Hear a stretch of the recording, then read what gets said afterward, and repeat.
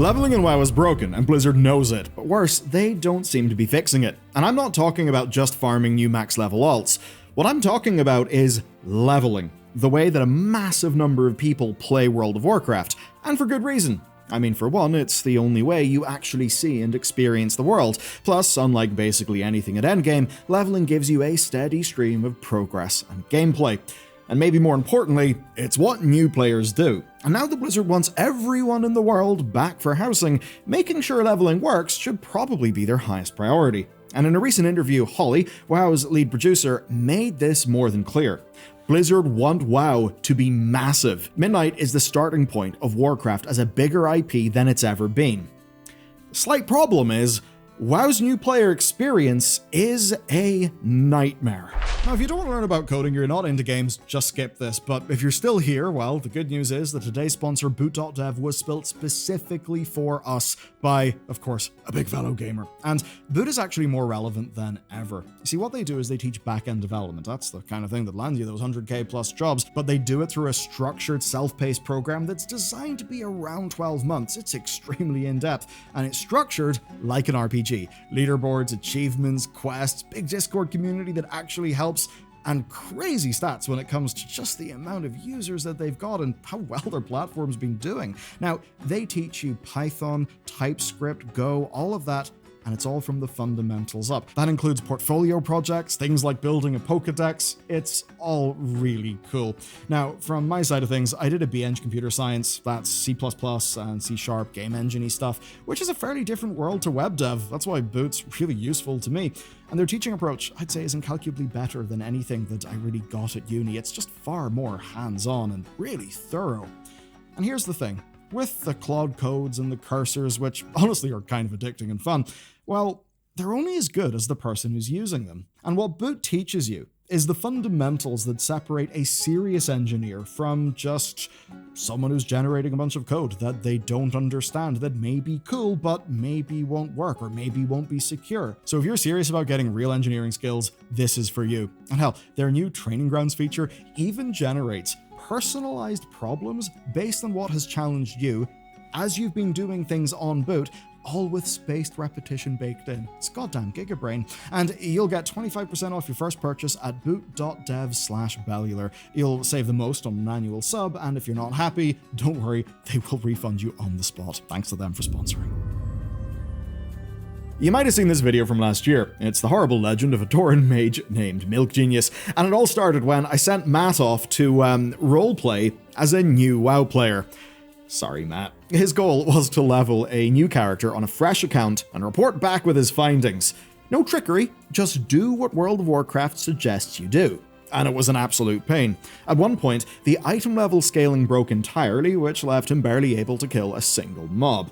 The leveling flow itself was completely confusing as well. He was around level 50 when he finished the Dragonflight campaign, and that left him almost stuck. All he could do was world quests and side quests until the War Within opened at level 70. And to make things worse, it was a lot longer than, say, your or I leveling is, because playing the game the way Blizzard intended had it taking 19 hours to hit a total level of 80.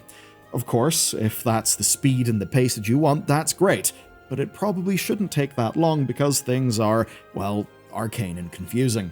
Now, with the Midnight pre-patch, things were supposed to be different.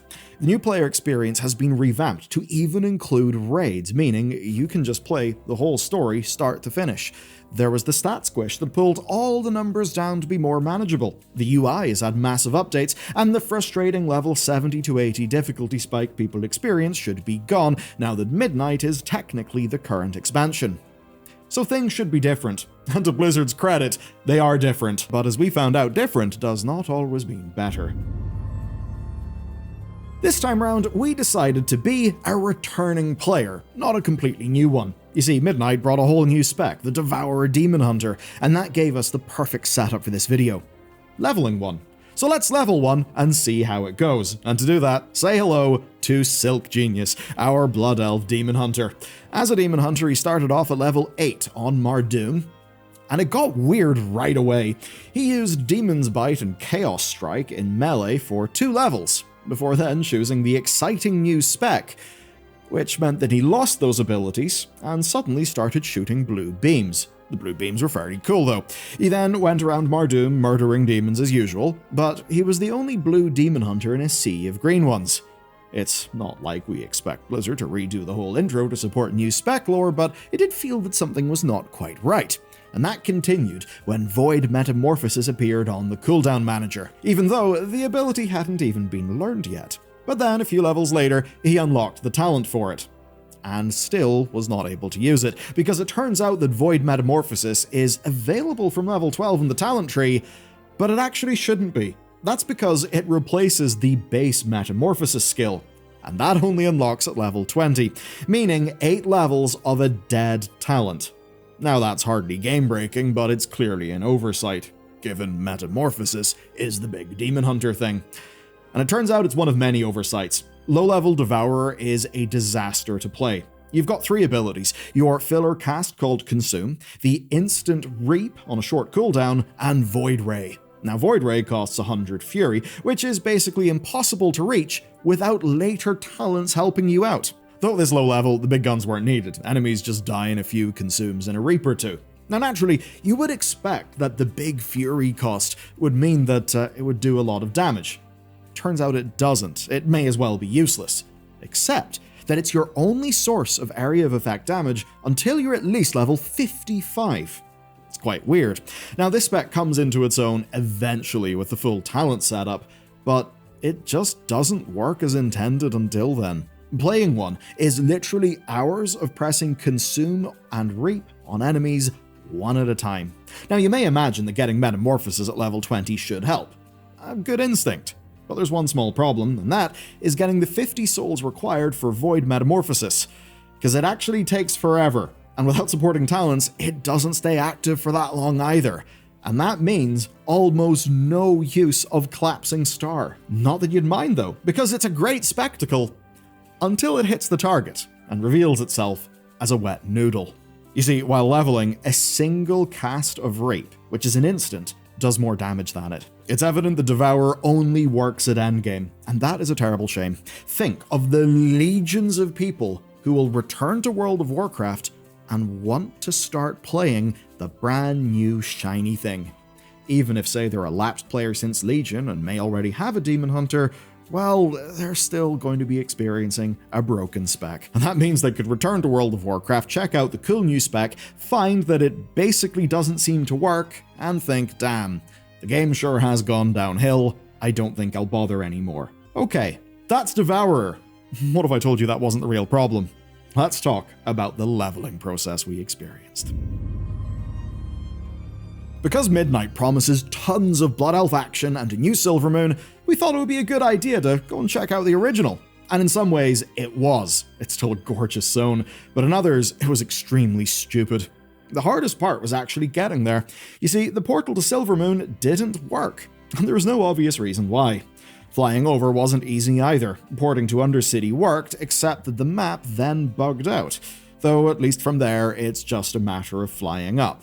Which is good enough, until you realize that the old area is gone. Crossing over the zone boundary makes you send yourself a raid warning about the Lands of Midnight, and then the game just boots you out. It's quite weird, but what's even stranger is that the attack in the Sunwell literally hasn't happened yet in-game, so it doesn't really make sense.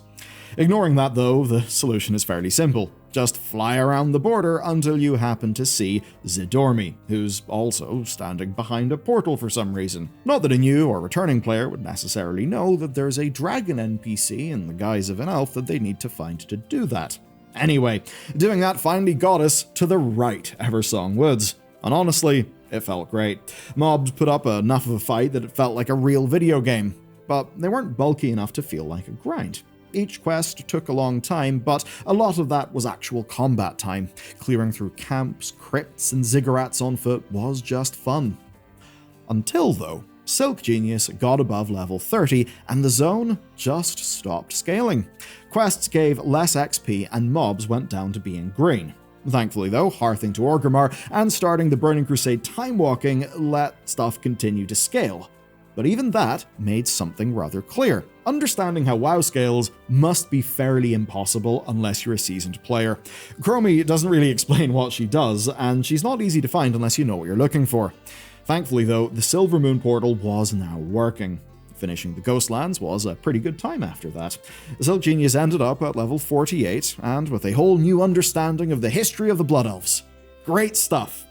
Altogether, he'd been playing for around 8 hours so far, but unfortunately, what would follow undermines that good experience. After the Ghostlands, Silk Genius decided to do something a bit more modern. You see, raids are part of the campaign now, but only for the two most recent expansions, Dragonflight and the War Within.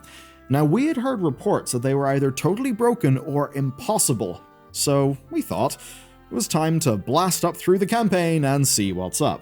Now, you could say that that's us knowing something's broken and then doing it for the sake of a video. Yeah, maybe some of that's true, but also, this is Blizzard's intended leveling flow for a new or returning player, so I do think it's relevant.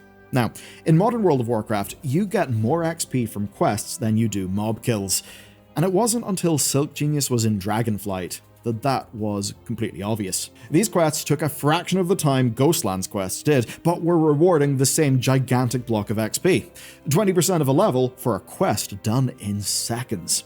And these faster quests meant Dragonflight's campaign took just 4 hours. That's half as long as Eversong Woods and the Ghostlands. Doing old content and time walking to level up is basically just trolling yourself, plain and simple. That is, of course, if speed is the only thing you care about. Essentially, the system just isn't balanced at all. If you want to experience the story, that's totally fine, but if Blizzard can't make an activity feel worth your time, then unfortunately, it will be rather doomed. Of course, modern leveling went by almost flawlessly. I say almost because the leveling scaling broke again. When you hit level 70, Dragonflight's campaign just stops scaling. With every level above 70, the XP gets cut in half per quest. Now you might think, just like with the Ghostlands, there should be an easy fix. Go and start time walking. You can't do that. Chromie won't let you because you're too high level. You see, Blizzard haven't updated her to let you time walk, even though, at that point, you're still 20 levels below the midnight cap. So, thanks Blizz for that one, I guess it's an oversight. Now maybe they want you to just stop what you're doing when you hit level 70 and go straight to the War Within recap, but doing that completely kills the flow. If you ask me, I think people would much rather see the story's climax and then go and start the follow-up story, than getting shuffled along halfway through such that the War Within would be entirely confusing. So, scaling be damned, Silk Genius had to persevere and push on. Surprisingly enough, leveling was still so fast that by the time he killed Razageth, he had managed to hit a whopping level 77. And yes, he did actually get to kill Razageth, but I wish I could say that was a good thing. The footage I'm showing you is not sped up. This is the epic raiding experience Blizzard are presenting to new players right now on live servers. In story mode, Razageth survived for a whole 70 seconds, most of which was up in the air spawning her mobs in Phase 2. And what's wild about this is how self-defeating it is. You see, Blizzard went to all the lengths to create a V2 of Vault of the Incarnates with a story mode version of this boss. It's a fair amount of work. Instead of all the platform hopping, it's just on one platform, but she does still have her abilities and phases to go through. And when it was first up in the PTR, it was tuned perfectly. Razageth wasn't really dangerous because it's a follower raid, but you could die. What did work though, is she felt like a real spectacle of a boss. New players seeing that as it was in PTR would have been kinda game-changing. But the scaling turns it into a joke. Instead of facing off against a boss, it feels like you're playing with cheats turned on. Opening the damage meter, we see the exact problem. The followers are doing way too much damage. So this is a new feature for new players, right? This story mode version of the raid. And seemingly, it does not matter enough to get a sanity check whenever Blizzard are changing up the maths. And it's not like this is legacy content. They did this follower raid version of Razageth in patch 11.2.7, which was the patch before pre-patch. They knew pre-patch was coming, along with its scaling. Raids are maybe WoW's best feature. There's certainly one Blizzard have committed to shipping more of in Midnight. And if they don't bother to show you the best side of raids to new players, that's a bad thing. Matt actually doubted this so much that he thought maybe being above level 70 was the problem, so he went and did the whole thing again. We then went on a Feral Druid, and the Feral Druid had almost none of the problems that Silk Genius did, and it was all much faster. Spells were actually available whenever the talent tree suggested. AoE was available pretty much immediately, and every ability felt useful. In almost every way, it was a much better leveling experience. Running through Dragonflight's base campaign was even faster like this, taking about 3.5 hours. Now that ended our Druid at level 52, and that's where our Druid got to fight Razageth. As it turns out, no, it's not level scaling. It's actually just that fast.